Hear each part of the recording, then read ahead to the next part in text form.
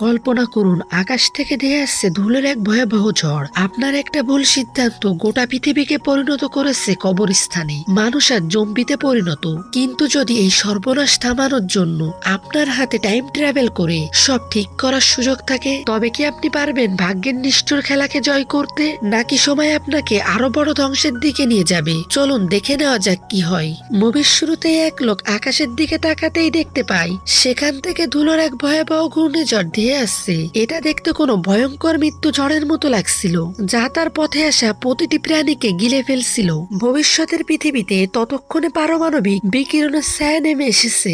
এক সময়ের জনবহুল শহরগুলো এখন বড় বড় কবরস্থানে পরিণত হয়েছে এবং চারিদিকে রেডিয়েশনের কারণে জম্বি হয়ে যাওয়া মানুষেরা ঘুরে বেড়াচ্ছে। শেষ পর্যন্ত এই ধ্বংসলীলা কিভাবে এলো, এর উত্তর জানতে আমাদের 2025 সালের একটি দিনে ফিরে যেতে হবে, যেখানে রবার্ট নামের এক রাজনীতিবিদ ভাষণ দেওয়ার সময় একটি বিশাল পরিকাঠামো পরিকল্পনার ঘোষণা দেন। তিনি বিশ্বের বৃহত্তম পারমাণবিক বিদ্যুৎ কেন্দ্র তৈরি করতে চেয়েছিলেন। ঠিক তখনই ক্যামেরার ঝলকানি আর ফ্ল্যাশ লাইটের মাঝে এক তরুণী হঠাৎ দাঁড়িয়ে পড়ল। তার বিশ্বাস ছিল যে দেশে বিদ্যুতের কোনো অভাব নেই, তাই প্রযুক্তিগত ত্রুটি থাকা এই বিপজ্জনক প্রকল্পের ঝুঁকি নেওয়ার কোনো প্রয়োজন নেই। যদি ভূমিকম্প হয় এবং নিউক্লিয়ার লিক হয়, তবে সেই ক্ষয়ক্ষতি কেউ সামলাতে পারবে না। এই কথা শোনার আগে রবার্টের মুখ লাল হয়ে যায়। তার কাছে এই প্রশ্নের কোনো উত্তর ছিল না, তাই তিনি প্রশ্নকারী সেই মেয়েটিকে সভা থেকে বের করে দিলেন। কিন্তু অবাক করার মতো বিষয় হলো, মিটিং এ প্রশ্ন করা ওই মেয়েটি আর কেউ নয়, স্বয়ং রবার্টের নিজের মেয়ে এলি। এলি সম্প্রতি পরিবেশ রক্ষাকারী একটি এনজিওর সঙ্গে যুক্ত হয়েছিল, তাই তার বাবার নিউক্লিয়ার প্ল্যান্ট তৈরির বিষয়টি সে একদমই পছন্দ করছিল না। রবার্ট তার মৃত স্ত্রীর কথা তুলে খোঁটা দিয়ে বললেন যে মা মেয়ে দুজনেই একরকম, যারা সবসময় তার কাজে বাধা দেয়। এ কথা শুনে এলি রেগে সেখান থেকে চলে যেতে লাগলো। তখনই তার এনজিওর বন্ধুদের ফোন এলো। তারা এলিকে বলল যে পরিবেশ বাঁচানোর সামনে পরিবার বা ভালোবাসার কোনো গুরুত্ব নেই। তারা পরামর্শ দিল যে যখন তার বাবা বাড়িতে থাকবেন না, তখনই সে যেন লুকিয়ে তার ল্যাপটপটি চুরি করে নেয়। সেখানে নিশ্চয়ই অবৈধভাবে নিউক্লিয়ার প্ল্যান্ট তৈরির প্রমাণ থাকবে। এলি প্রথমে রাজি না হলেও রাত হতেই সে নিজেকে আটকাতে পারলো না এবং তার বাবার স্টাডি রুমে ঢুকে পড়লো। কিন্তু সেখানে আগে থেকেই অন্য কেউ উপস্থিত ছিল। সেই ব্যক্তিটিও সম্ভবত রবার্টের ল্যাপটপ চুরি করতে এসেছিল।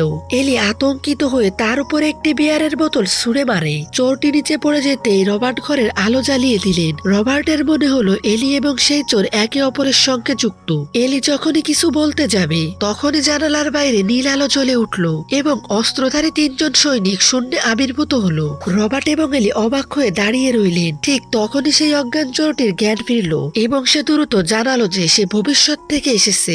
জানালার বাইরে দাঁড়িয়ে থাকা সৈনিকরা গুলি চালালো, কিন্তু আতঙ্কে সেই চোরটি তার হাতের একটি বোতাম টিপে দিল। যেহেতু তারা তিনজন একে অপরকে স্পর্শ করেছিল, তাই তারা হঠাৎ সেখান থেকে অদৃশ্য হয়ে গেল। এলির যখন জ্ঞান ফিরল, সে নিজেকে এবং তার বাবাকে একটি অন্ধকার সুড়ঙ্গের মধ্যে দেখতে পেল। সেই চোরটি জানালো যে তারা ভবিষ্যতের পৃথিবীতে চলে এসেছে, কিন্তু এলির মনে হলো তাকে অপহরণ করা হয়েছে এবং সে দ্রুত গুহা থেকে বাইরে পালিয়ে গেল। কিন্তু বাইরের দৃশ্য থেকে তার রক্ত হিম হয়ে গেল। চারদিকে কেবল ধ্বংসস্তূপ, আকাশের রং ছাইয়ের মতো এবং এক ভয়াবহ নিস্তব্ধতা বিরাজ করছে। এলির মনে হলো সে কোনো দুঃস্বপ্ন দেখছে এবং সে অচেতন হয়ে মাটিতে পড়ে গেল।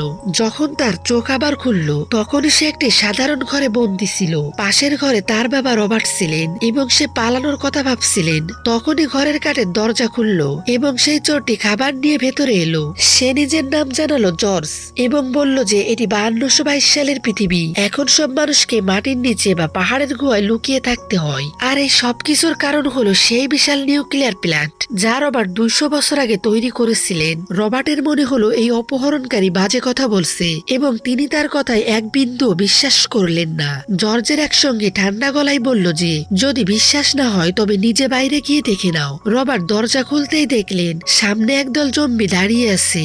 বাবা মেয়ে ভয়ে কাঁপতে লাগলেন। তখনই নিজেকে ডাক্তার হেনরি বলে পরিচয় দেওয়া এক ব্যক্তি এগিয়ে এলেন। তিনি তাদের বোঝালেন যে এই জম্বিরা নিউক্লিয়ার রেডিয়েশনের কারণে এমন হয়ে গেছে। এরপর ডাক্তার তাদের কয়েকশো বছরের পুরনো একটি ডকুমেন্টারি দেখালেন। তাতে বলা হয়েছিল যে রবার্টের নিউক্লিয়ার প্ল্যান্ট চালু হওয়ার কয়েক বছর পরেই এক ভূমিকম্পের কারণে সেখানে গ্যাস লিক হয়ে গিয়েছিল। সেখানে কর্মরত সবাই ছিল অনভিজ্ঞ এবং তারা জানতো না যে কিভাবে সিস্টেম বন্ধ করতে হয়। ফলে পুরো প্ল্যান্টে বিস্ফোরণ ঘটে।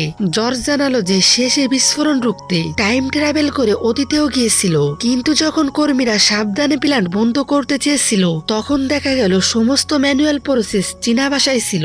জর্জ চীনা ভাষা জানা বিজ্ঞানীদেরও ডেকেছিল, এমনকি নিজেও কয়েক বছর ধরে চীনা ভাষা শিখেছিল। কিন্তু তবুও কোনো না কোনো অঘটন ঘটে প্ল্যান্টে বিস্ফোরণ হয়েই গেল। এসব দেখে রবার্টের কিছুটা বিশ্বাস হতে শুরু করলো, কিন্তু তিনি এটা মানতে রাজি ছিলেন না যে দুনিয়ার শেষ তার কারণেই হয়েছে। তার যুক্তি ছিল যে নিউক্লিয়ার প্ল্যান্ট ফাটলেও তার দ্বারা পুরো পৃথিবী ধ্বংস হতে পারে না, কারণ এটা অতটাও বড় ছিল না। ডাক্তার হেনরি তাকে সত্য দেখানোর জন্য এমন একটি গাড়িতে বসিয়ে শহর দেখতে গেলেন যার উপর রেডিয়েশনের কোনো প্রভাব পড়ে না। বাইরে সর্বত্র ধ্বংসস্তূপ ছিল এবং কিছু জম্বি ঘুরে বেড়াচ্ছিল। তারা একটি উঁচু জায়গায় পৌঁছালেন। ডাক্তার হেনরি দূরের আকাশের দিকে ইশারা করলেন, যেখানে একটি বিশাল নিউক্লিয়ার মেঘ আকাশকে ঢেকে রেখেছিল। এটি 200 বছর আগে সেই প্ল্যান্ট ফেটে তৈরি হয়েছিল। শুরুতে মানুষ ভেবেছিল এর প্রভাব শুধু কিছু এলাকায় হবে, কিন্তু তারা ভুলে গিয়েছিল যে পৃথিবী গোল। প্রতি 70 বছরে এই তেজস্ক্রিয় মেঘ পৃথিবীকে একবার প্রদক্ষিণ করে এবং যেখান দিয়েই যায় সেখানকার অর্ধেক জনসংখ্যা শেষ করে দেয়। 200 বছরে এই মেঘ আরো বড় এবং বিপজ্জনক হয়ে উঠেছে এবং হতে পারে পরের চক্করে এটি পুরো মানব জাতিকেই শেষ করে দেবে। এত অকাট্য প্রমাণ দেখার পর অবশেষে রবার্ট নিজের ভুল মেনে নিলেন। তখনই জর্জ তৎক্ষণাৎ তার বন্দুক বের করে ফেলল। তার বিশ্বাস ছিল যে সে যদি রবার্টকে এখানেই মেরে ফেলে তবে ইতিহাস বদলে যাবে এবং এই ভুল আর কখনোই হবে না। ডাক্তার হেনরি তাকে দ্রুত থামালেন। তিনি বোঝালেন যে ইতিহাসের কোনো গুরুত্বপূর্ণ ব্যক্তিকে মেরে ফেললে বাটারফ্লাই এফেক্ট হতে পারে, যার ফলে পুরো টাইম লাইন বিগড়ে যাবে এবং টাইম পুলিশ চলে আসবে। ভবিষ্যৎ বদলানোর সঠিক উপায় হলো রবার্টের চিন্তা ভাবনা ভেতর থেকে বদলে দেওয়া। জর্জের কাছে এই কথাটি সঠিক মনে হলো এবং সে বন্দুক সরিয়ে নিল। কিন্তু টাইম পুলিশ তাদের ভাবনার চেয়েও অনেক বেশি শক্তিশালী ছিল। তারা নিজেরাই ভবিষ্যতের কথা জানতে পেরেছিল, কারণ কেউ এখানে ইতিহাস বদলানোর চেষ্টা করছিল। পুলিশের জন্য এটি ছিল এক বড় বিপদ যা দ্রুত মুছে ফেলা জরুরি ছিল। জর্জ এবং বাকিরা তখনই অতীত বদলানোর কথা বলছিল। তারা এই ভয়াবহ ভবিষ্যতে আর বাঁচতে চায়নি। জর্জের অতীতে গিয়েও রবার্টের ল্যাপটপ চুরি করাও ছিল এই চেষ্টার অংশ, যা 3 জন টাইম পুলিশ ব্যর্থ করে দিয়েছিল। তখন এলির মাথায় একটি বুদ্ধি এলো। তার মনে পড়লো যে তার বাবা তার মাকে খুব ভালোবাসতেন। হয়তো যদি তারা কোনোভাবেই তার মাকে আবার জীবিত করতে পারেন তবে রবার্টের মন বদলে যেতে পারে। সবার এই আইডিয়া খুব পছন্দ হলো, কিন্তু জর্জ তখন জানতে পারলো যে এলির মায়ের মৃত্যু এলিকে জন্ম দেওয়ার সময় হয়েছিল। তখন সে সঙ্গে সঙ্গে মানা করে দিল।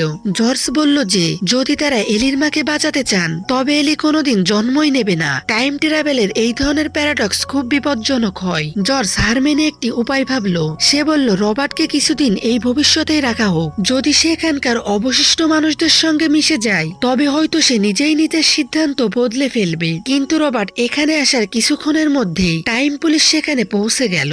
বাকি মানুষেরা মিলে পুলিশের মোকাবেলা করলো। একজন পুলিশ রাগে বোমা ছুড়ল। সবাইকে বাঁচাতে ডাক্তার হেনরি বোমার উপর ঝাঁপিয়ে পড়লেন। বিস্ফোরণের পর যখন সবাই ফিরে তাকালো দেখা গেল হেনরির শরীরের ভেতর থেকে কলকবজা বেরিয়ে আসে। আসলে ডাক্তার হেনরি ছিলেন একজন স্মার্ট রোবট। বেশ কিছু লড়াইয়ের পর টাইম পুলিশ সবাইকে ধরে ফেললো। এলি এবং তার বাবাকে টাইম ম্যানেজমেন্ট ব্যুরো চিফের সামনে আনা হলো। চিফ এলিকে টাইম এবং স্পেসের জটিল থিওরি বুঝিয়ে অতীত না বলানোর সতর্কবাণী দিলেন। তিনি বললেন এমনটা করলে পুরো পৃথিবী ধ্বংস হয়ে যেতে পারে। কিন্তু এলি ভবিষ্যতের ধ্বংসলীলা নিজের চোখে দেখেছিল, তাই সে যে কোনো মূল্যে নিউক্লিয়ার প্ল্যান্ট রুখতে চেয়েছিল। যখন চিফ দেখলেন এলি মানছে না তখন তাকে বোঝানোর জন্য আবারও এক ব্যক্তিকে ডাকলেন। সেই ব্যক্তিকে দেখে এলির চোখ কপালে উঠল। সে আর কেউ নয় বরং স্বয়ং এলি, যাকে বয়সে একটি বড় লাগছিল। ভবিষ্যতের এলি তার ছোট এলিকে দুটি সত্যি কথা বলল। প্রথমত তাদের বাবা রবার্ট কিছুদিনের মধ্যেই এক গভীর রোগে মারা যাবেন। দ্বিতীয়ত নিউক্লিয়ার প্ল্যান্ট তৈরি হওয়া আগে থেকেই নির্ধারিত এবং এটি বদলানো সম্ভব নয়। সে যা চেষ্টা করেছে সবই বৃথা। নিজেরই ভবিষ্যতের রূপের কাছ থেকে এমন কথা শুনে এলির সব সাহস ভেঙে গেল। টাইম ব্যুরো বাবা মেয়ের স্মৃতি মুছে দিয়ে তাদের আবার 2025 সালে পাঠিয়ে দিল। সবকিছু আবার আগের মতোই হয়ে গেল। সেই দিন রবার্ট নিজের স্যুট পরে নিউক্লিয়ার প্ল্যান্টের চুক্তিতে সই করতে যাচ্ছিলেন। পথে তার ড্রাইভার অজান্তে তার মৃত স্ত্রীর কথা উল্লেখ করলো। এ কথা শুনে রবার্টের তার স্ত্রীর পরিবেশের প্রতি ভালোবাসা মনে পড়ে গেল। তিনি তৎক্ষণাৎ ড্রাইভারকে গাড়ি ঘোরানোর আদেশ দিলেন এবং সিদ্ধান্ত নিলেন যে তিনি এই চুক্তিতে সই করবেন না। তার এই ছোট সিদ্ধান্তটি টাইম ব্যুরোতে হইচই ফেলে দিল। বিপদের অ্যালার্ম বাজতে শুরু করলো। ব্যুরো প্রধানের কপালে ঘাম দেখা দিল এবং তিনি দ্রুত এই ভুল সংশোধনের জন্য তার টিম পাঠালেন। যদিও এটি রবার্টের নিজের সিদ্ধান্ত ছিল, কিন্তু পরের মুহূর্তেই টাইম পুলিশ রবার্টের বাড়িতে ঢুকে পড়লো। তারা এলির মাথায় বন্দুক ধরলো এবং রবার্টকে হুমকি দিল যে তিনি যেন এখনই গিয়ে চুক্তিতে সই করেন। এর মানে হলো এই প্ল্যান যে কোনো উপায়ে তৈরি করতেই হবে। এদিকে বর্তমানের অবস্থা যখন খারাপ হচ্ছে তখন ভবিষ্যতের জেলে এক অলৌকিক ঘটনা ঘটলো। এক লম্বা চুলের টাইম পুলিশ গার্ড যখন পৃথিবীর ধ্বংসলীলা দেখলো তখন তার কর্তব্যের চেয়ে মানবতা জেগে উঠলো। সে চুপি চুপি জর্জ এবং তার বন্ধুদের জেল থেকে মুক্ত করে দিল এবং বলল দ্রুত গিয়ে চুক্তিটি আটকাও। কিন্তু দুর্ভাগ্যবশত জর্জ যখন টাইম ট্রাভেল করে ফিরে গেল সে সোজা একজন টাইম পুলিশের সামনে পড়লো এবং অজ্ঞান হয়ে গেল। ডাক্তার হেনরির অবস্থা আরো খারাপ হলো। তিনি সরাসরি রবার্টের গাড়ির ছাদের উপর পড়লেন। তিনি অজ্ঞান হওয়ার ভান করলেন এবং পুলিশরা কাছে আসতেই নিজের টাইম মেশিন চালু করে দিলেন। পুলিশদের নিয়ে তিনি এক অতি প্রাচীন যুদ্ধক্ষেত্রে পৌঁছে গেলেন। সেখানে লড়াই চলাকালীন আকাশ থেকে যুদ্ধ বিমান বোমা ফেললো এবং বিস্ফোরণেই দুজনে মারা গেলেন। ওদিকে জজ জ্ঞান ফিরে পাওয়ার পর তার সামনে টাইম পুলিশকে হারিয়ে দিল। বর্তমান সময়ে রবার্ট ধীরে ধীরে চুক্তি সই করার টেবিলের দিকে এগোচ্ছিলেন। এবার এলি এক মস্ত বড় সিদ্ধান্ত নিল। সে জর্জের কাছে গেল এবং তাকে বলল যেন তাকে ঠিক সেই সময়ের হাসপাতালে ডেলিভারি রুমে নিয়ে যাওয়া হয়। হাসপাতালে যখন তার মা এলিকে জন্ম দিতে গিয়ে মৃত্যুর মুখে দাঁড়িয়েছিলেন তখন এলি ডাক্তারের উপর বন্দুক ধরলো। সে নিজেকে বাজি রেখে বলল যে বাচ্চাকে ছাড়ুন এবং মায়ের প্রাণ বাঁচান। পরের মুহূর্তেই সেই চুক্তির ঘরে এবং ভবিষ্যতের পৃথিবীতে বড় ধরনের পরিবর্তন ঘটল। সময় এবং স্থান একে অপরের সঙ্গে সংঘর্ষের ফলে সবকিছু হঠাৎ অদৃশ্য হয়ে গেল। রবার্টের জীবন পুরোপুরি বদলে গিয়েছিল। এখন তার পরিবার খুব সুখের ছিল এবং যে চুক্তিতে তিনি সই করতে যাচ্ছিলেন তা এখন নিউক্লিয়ার প্ল্যান্টের নয় বরং নতুন শক্তি প্রকল্পের ছিল। কিন্তু সব থেকে অবাক করার মতো বিষয় হলো ভবিষ্যতে মানুষ তখনও মাটির নিচেই থাকছিল এবং পুরো পৃথিবীতে তখনও ধ্বংসলীলা চলছিল। এর মাধ্যমে এটি প্রমাণিত হলো যে যাই হয়ে যাক না কেন সময় কখনো বদলানো যায় না। এটি এমন এক সত্য যা কেউ এড়াতে পারে না। যদি রবার্ট সেই নিউক্লিয়ার প্ল্যান্ট না বানাতেন তবে তারপরে অন্য কোনো রাজনীতিবিদ সেই প্রজেক্ট পাশ করিয়ে দিত। ইতিহাসের এই দীর্ঘ সফরে প্রতিটি মানুষের কাজ হলো জ্বলে ওঠা ঢেউয়ের মতো। একটি বাধা আসলেও ঢেউটিকে চারদিকে ছড়িয়ে পড়া থেকে কেউ আটকাতে পারে না, তেমন সময় কেউ আটকাতে পারে না। আর এই টুইস্টের সাথে এই মুভিটি শেষ হয়ে যায়। বন্ধুরা, মুভির এক্সপ্লেনটি আপনাদের কেমন লাগলো এবং এরপর আপনারা কোন মুভির এক্সপ্লেনটি শুনতে চান কমেন্টে জানান।